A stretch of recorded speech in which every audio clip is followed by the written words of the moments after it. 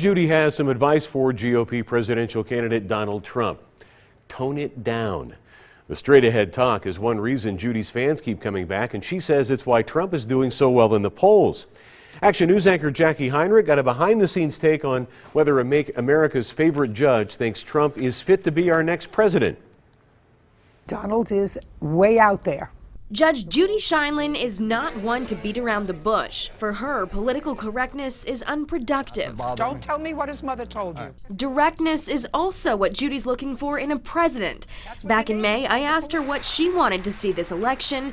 Her answer: Wouldn't you like to hear what the candidates who are running for president have to say legitimately about how they feel about issues, rather than being politically correct and hearing the same old hogwash that we've heard for the last 30 years? Fast forward 6 months and Donald Trump is at the head of the GOP pack. Judy asked for candor, Trump delivered. So what's her take? I think that if he really wants to be considered as a real candidate, he has to start to temper some of that rhetoric. Well, you're better off if you stab somebody. Because while the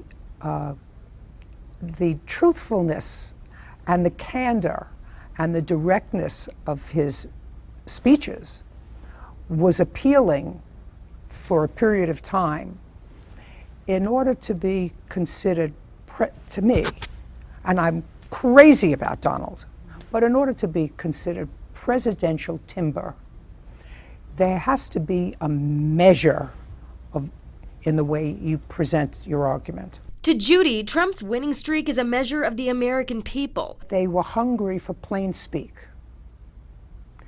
And Donald is plain speak. More energy tonight. I like that. And she says there's something to be said for that.